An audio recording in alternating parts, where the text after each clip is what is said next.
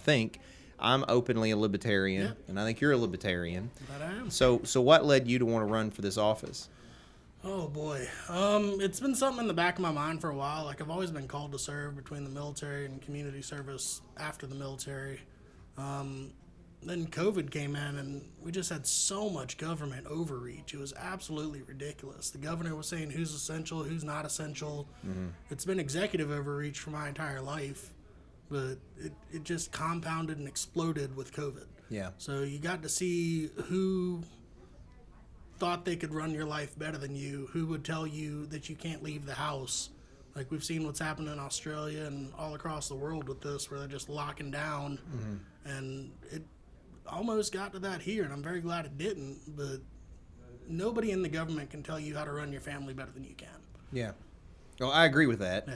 So the COVID thing was kind of a catalyst, and you were like, man, something needs to be adjusted. We got to do better, right. So platform-wise, what is your focus? So initially it started with COVID, just making sure that we don't do anything like that again. Mm-hmm. From the government side. Apart from that, I'd really like to see term limits put in. I feel like that's a root cause of a lot of our issues that we have as a country. Mm-hmm. We have these politicians that have been in office longer than I've been alive. Yeah. So at the federal level, at least, I'm 34 years old. I know of at least 17 that have been in office longer than I've been alive, in these current office that they're in. Yeah.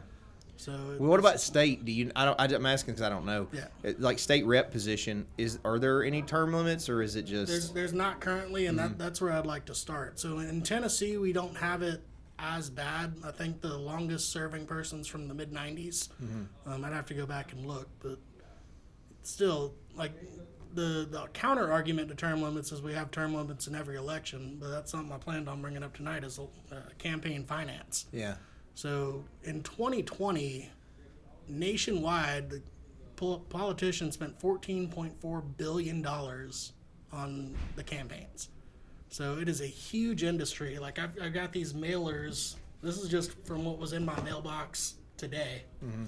So I got 2 different companies reaching out, sending me stuff. I get this stuff almost every day. I get emails all the time. This is a for-profit industry that's making tons of money off our campaigns and elections. Yeah, you're not wrong. So I can't remember if you and I discussed this, Nick, but I ran for alderman a few years ago.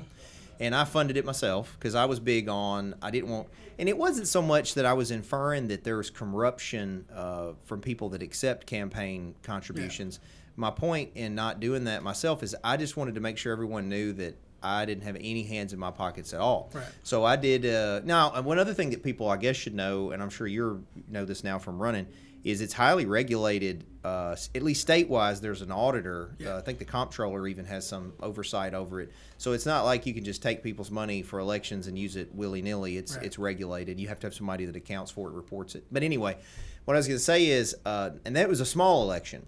The alderman is very small. It's much smaller than this, the full county plus election that you're doing. So I know what I spent on that to try to be competitive, right? So I guess the question that I ask, and I ask because I don't know the answer, I do agree that campaign finance is an issue. And I do agree that especially you have huge corporations, especially at the federal level, that are putting hands in pockets, to help them get elected. The best people may feel motivated to maybe vote this way or that way because of the people reaching in their pocket. So the question I have is, I just don't know how to get around it. Yeah. At that high level, unless you're independently wealthy, and can fund it yourself. I know, I'm just saying in general, whoever it is, Trump or any of them, unless they're independently wealthy, you're going to have to be competitive. You've got to get money somewhere, In today's age with social media and everything like it is, you run independent, or kind of like you may find out, libertarian. The Republican Party is going to support, Miss Moody.